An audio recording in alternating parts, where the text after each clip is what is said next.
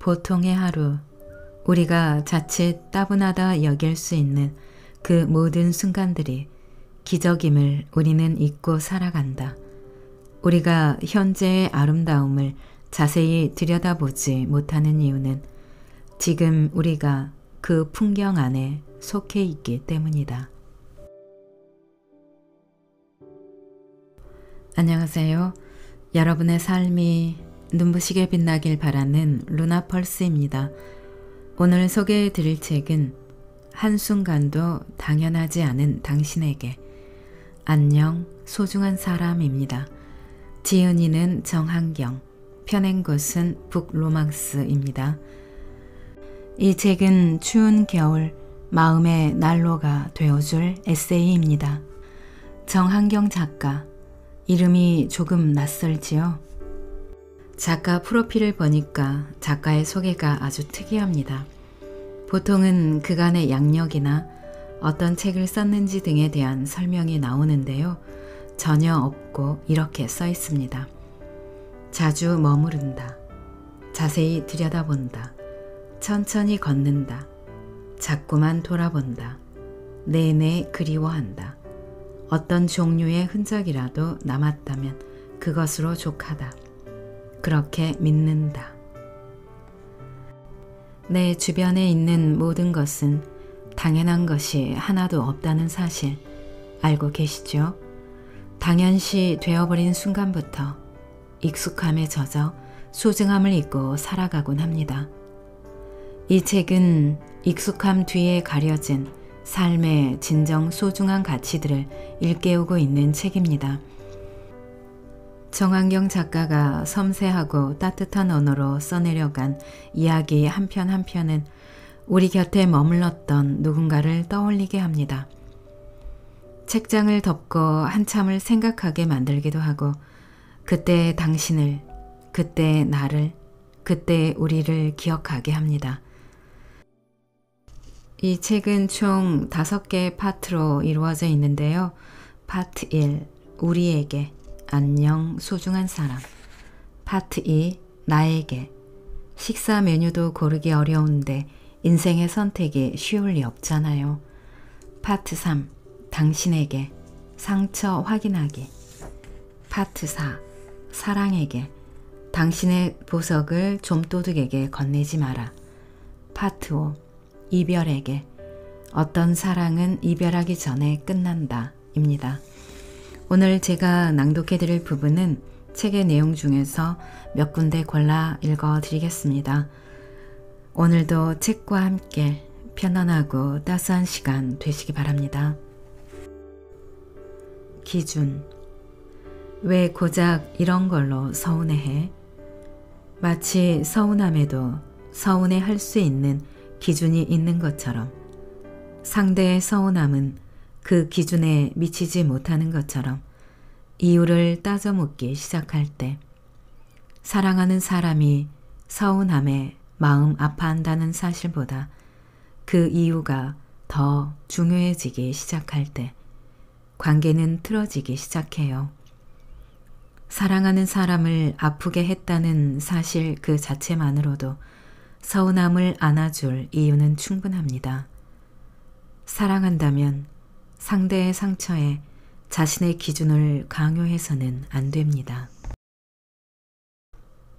내가 선 위치가 다른 사람과 다르다는 것. 사람들은 말했습니다. 삶이란 그리 간단한 것이 아니라고. 멍하니 멈춰 있다간 무엇도 이뤄내지 못한다고. 주변 사람들을 보라고. 정신 차리지 않으면 뒤처지기 마련이라고. 정말 그랬습니다. 조금만 고개를 돌려도 자신만의 길을 바쁘게 걷고 있는 사람들이 보였습니다. 그리고 그들과 동떨어진 곳에 놓인 나를 발견했죠. 두려웠고 뒤처지고 싶지 않았습니다. 그들처럼 자신 있게 세상에 섞이고 싶었습니다. 무엇보다 인정받고 싶었습니다. 나도 서서히 발길을 옮겼습니다. 그리고 그들이 나아가는 방향으로 무작정 따라 뛰기 시작했죠. 절대 뒤처지지 않아야 한다고 끊임없이 스스로를 다그치며 말이에요. 앞에서 달리는 사람을 앞지르려 최선을 다했고 쫓아오는 뒷사람을 따돌리려 모든 노력을 기울였어요. 그렇게 긴 시간을 멈추지 않고 달렸습니다. 그러다 문득 남들과 다른 한 사람을 발견했어요. 대열에서 벗어나 자신만의 속도로 나아가고 있는 다른 사람과의 경주에 기꺼이 섞이지 않은 한 사람. 그는 예전의 내 모습과 무척이나 닮아 있었죠. 그러나 그는 나와 달리 누구보다 행복한 미소를 짓고 있었습니다. 다른 사람의 것이 아닌 자신만의 길 위에서. 남들의 뒤처진다는 것이 감당할 수 없는 두려움으로 다가오던 때가 있었습니다. 그때 나는 너무도 힘없이 타인의 시선에 스스로를 맡기곤 했죠. 나 자신의 의미를 다른 사람의 시선 속에서 찾으려 했고 내 삶의 가치를 다른 사람의 판단에서 얻으려 했어요. 하지만 이제는 알고 있습니다. 모든 원인은 다름 아닌 내 안에 있었다는 것을. 내가 어떠한 이유로 발걸음을 옮기는지 알지 못했기에 타인의 속도에 스스로를 맞추려 노력했던 것입니다. 내가 어디를 향해 나아가는지 명확하지 않았기에 그저 타인의 의견을 정답이라 믿고 살아온 것입니다. 결국 모든 두려움은 스스로를 알지 못해 피어난 것이었어요. 누구나 자신의 시선을 잃어버리는 때가 있습니다. 다른 사람을 신경 쓰느라 진정 내가 원하는 것을 똑바로 들여다보지 못하는 때가 있습니다. 온전한 나로 살아가기 위해 우리는 흐려지는 자신을 계속해서 덧칠해야 할 것입니다. 진정 내가 좋아하는 것은 무엇인지, 무엇을 원하고 원하지 않는지, 훗날에 나는 어떤 모습이고 싶은지, 그렇다면 진정 내가 나아가야 할 곳은 어디인지, 나 자신에게 끊임없이 질문을 던지는 방법으로 말이죠. 내가 추구하는 가치를 명확히 알고 그 가치를 진정으로 믿을 수 있을 때 타인이 아닌 내가 원하는 것을 세상에 당당히 외칠 수 있을 때 그렇게 나 자신만의 행복을 두려움 없이 향할 수 있을 때 타인의 모습에도 타인의 속도에도 타인의 시선에도 타인의 판단에도 결코 흔들리지 않는 자신을 발견할 수 있을 겁니다. 그리고 그때가 되면 알게 되겠죠. 지금 내가 선 위치가 다른 사람과 다르다는 것이 다른 사람에 뒤처진 게 아닌 다른 곳을 향하고 있다는 뜻이었음을. 익숙함이라는 설렘. 누군가를 만나고 자꾸만 눈길이 가고 신경 쓰이고 궁금해지고 그 사람 생각에 밤을 지새우고 용기를 내 다가가고 함께 시간을 보내고 취향을 공유하고 마음을 확인하고 그렇게 서로의 손끝이 닿는다. 누군가를 사랑하게 되는 이 모든 과정 속에서 겪게 되는 떨림은 자칫 그 순간만이 사랑이라 착각하게 될 만큼 강렬한 감정을 우리에게 선물한다. 그러나 안타깝게도 그 강렬한 선물은 언젠간 사라진다. 함께하는 시간이 많아지고 마주보는 것만으로 서로의 대부분을 알 수 있는 사이가 되어갈수록 우리는 처음 느꼈던 감정을 떠나보내고 익숙함이라는 자칫 심심하다 여길 수 있는 이름으로 서로를 대하게 된다. 10년이 넘는 시간 동안 사랑을 지켜내고 있는 선배에게 물었던 적이 있다. 어떻게 그렇게 오랜 시간 변함없는 사랑을 유지할 수 있냐고 말이다. 선배는 잠시 고민하더니 이렇게 답했다. 나는 우리의 익숙함이 좋아. 몇 개월 뒤 다시 만난 그의 손에는 오랜 사랑의 결실인 청첩장이 들려 있었다. 오랜 시간 그의 사랑을 곁에서 지켜봐온 나였기에 마치 내 일처럼 기뻤다. 축하한다며 호들갑을 떠는 나를 향해 그는 고맙다며 웃었다. 그리곤 이내 살짝 떨리는 목소리로 말했다. 너무 설렌다. 결혼이요? 아니, 이 사람과 함께할 미래가 전부. 처음에 설렘만이 사랑이라 착각했던 시절이 있었다. 인식하지 못할 만큼 은밀하게 젖어든 익숙함에 사랑을 온전히 바라보지 못한 때가 있었다. 모자란 나는 그 사람이 떠난 뒤에야 뒤늦게 깨닫곤 했다. 익숙함이라는 평범한 모습으로 내 곁에 머무르던 사랑의 특별함을 말이다. 설렘이란 무엇일까? 진정한 설렘이란 단순히 낯설기에 느끼는 감정과는 다르다. 진정한 설렘은 그 사람과 함께할 미래의 행복에 있다고 믿는다. 미래를 기대하지 않는 설렘이란 존재하지 않을 것이다. 그러므로 행복을 잊는다면 설렘을 잊을 수밖에 없다. 지금의 행복을 인식하지 못하는데 미래의 행복을 기대할 수 있을 리 없기 때문이다. 익숙함이라는 편안함, 그 편안함으로 머무르고 있는 지금의 행복, 그리고 함께라는 이름으로 계속해서 그려나갈 미래의 행복. 진정한 설렘은 그 자리를 지키고 있는 편안함 속에도 존재한다. 처음 느끼는 강렬함과는 다른 모양으로 은은하지만 변하지 않을 묵묵함을 머금은 모습으로 분명 존재한다. 어쩌면 우리는 설렘을 잊은 것이 아니라 행복을 잊은 것인지도 모른다. 설렘이 사라진 것이 아니라 익숙함이라는 행복을 바라보지 못하는 것인지도 모른다.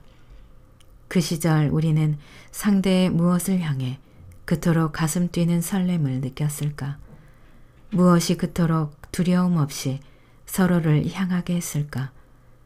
그 사람을 알아가고 천천히 서로에 스며들고 싶다는 마음, 그 사람의 삶에 언제까지고 존재하고 싶다는 마음, 아침에 눈을 떴을 때 고개를 돌리면 곤히 잠든 상대를 마주할 수 있는 힘든 하루의 끝에 당연하게 나를 기다리고 있을 상대를 꿈꾸는 것.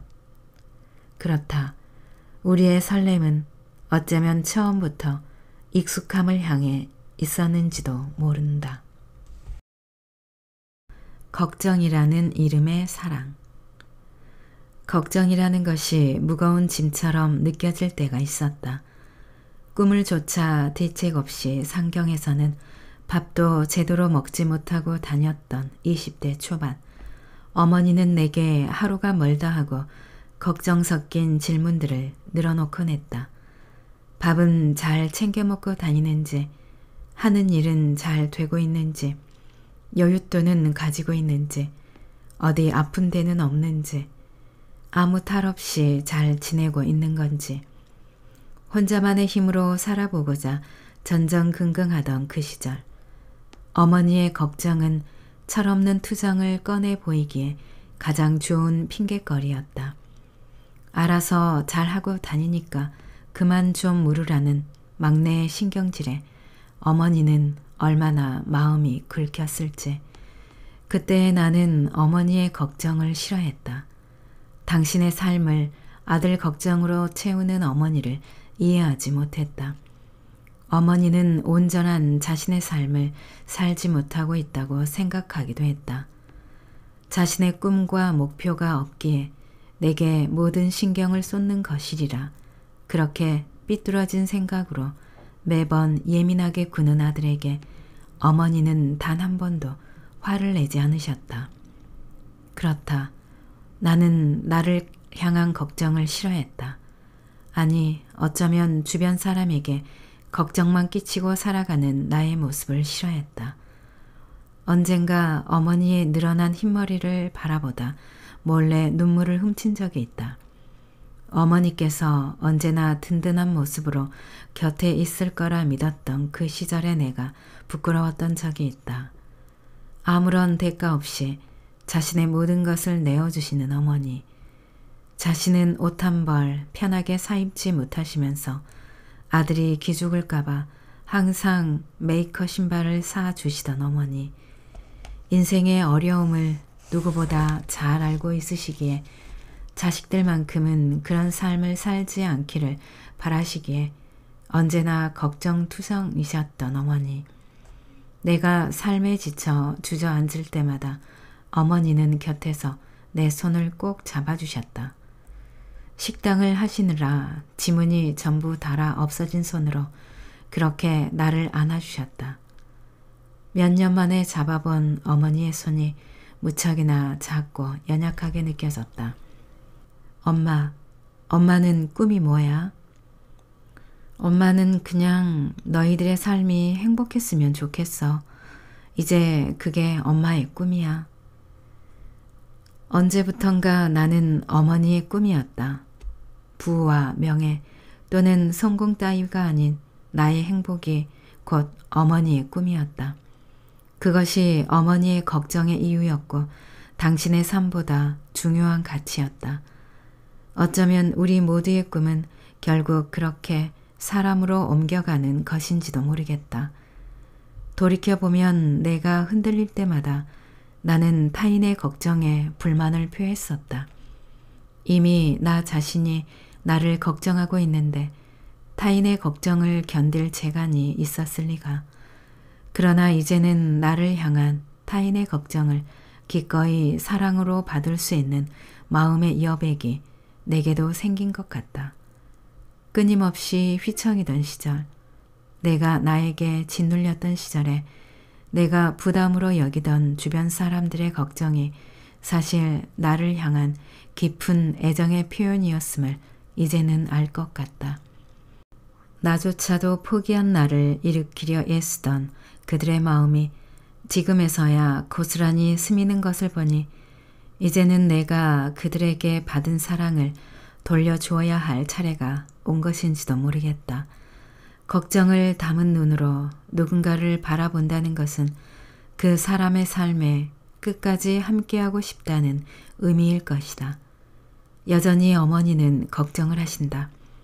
아들이 밥은 잘 챙겨 먹었는지, 하는 일은 잘 되고 있는지, 어디 아픈 데는 없는지, 사랑하는 사람은 있는지, 무엇보다 행복하게 지내고 있는지.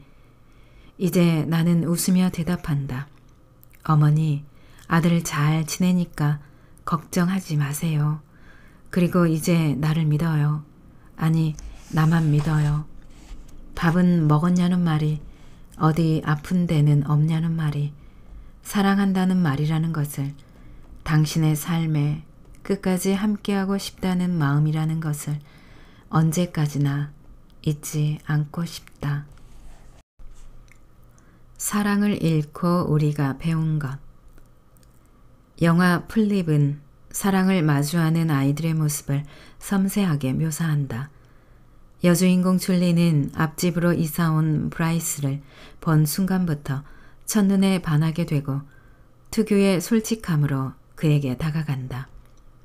그렇게 그들은 서툴지만 진솔한 사랑의 과정을 겪게 된다.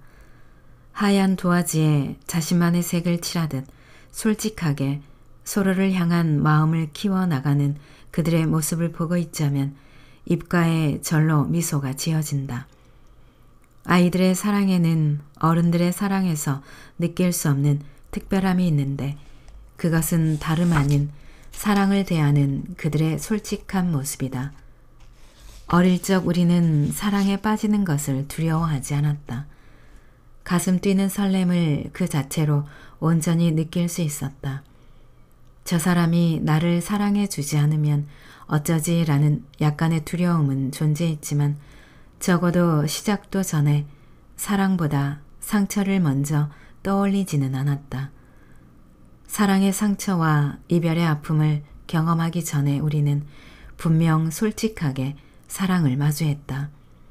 어느덧 세월이 흘러 꽤 많은 상처를 겪은 우리는 상처받지 않기 위해 적당히 마음을 건네고 이별의 아픔을 두려워하며 커져가는 사랑을 스스로 잘라낸다.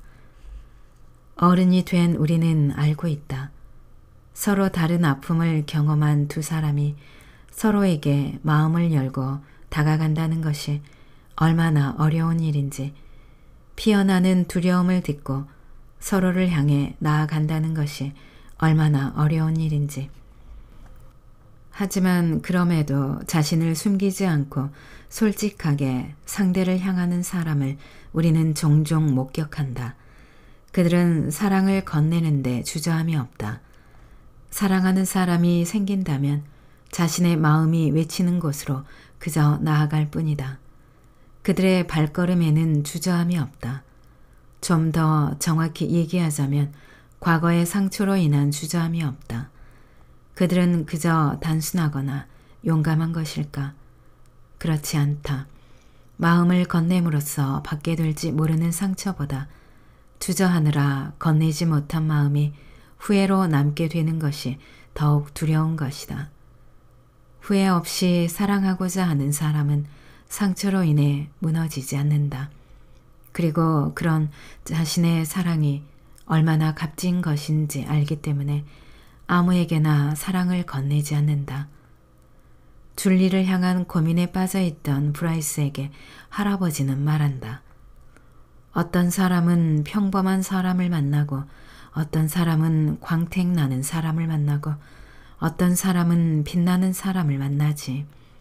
하지만 모든 사람은 일생에 한 번 무지개같이 빛나는 사람을 만난단다. 그런 사람을 만났을 때 더 이상 비교할 수 있는 게 없단다. 나는 어떤 사람일까? 아니, 앞으로 만날 나의 인연에게 나는 어떤 사람으로 비춰지게 될까? 사랑 앞에 비겁하지 않은 사람이고 싶다. 적어도 이전의 상처로 인해 지금의 사랑을 멍하니 떠나보내는 미련한 사람만은 아니었으면 한다. 빛나는 사랑을 품은 사람이 비겁한 사람에게 마음을 건넬 리 없으니까. 무지개는 자신의 사랑을 후회 없이 건넬 줄 아는 사람의 곁에 떠오를 것이다. 사랑을 잃고 우리가 배운 것은 충분히 아플 수 있는 용기인가? 사랑받지 않을 정도로만 사랑을 하는 방법인가? 돌려받지 못한 마음을 그리며 느낄 슬픔보다 소중한 사람과의 이별에 태연해질 내 모습이 더욱 두렵다. 서운함을 의심합니다. 나는 때때로 소중한 사람들을 홀대했습니다. 편하다는 이유로 쉽게 상처되는 말을 뱉고 당연하다는 듯 많은 것들을 요구했죠. 문제는 겉으로 보이는 행동뿐 아니라 마음 안에도 가득했습니다. 사소한 일에도 쉽게 서운함을 품었고 그 사람의 변화를 당연하게 바랐으며 내 마음 같지 않은 상대를 향해 거리낌 없이 불만을 가졌습니다.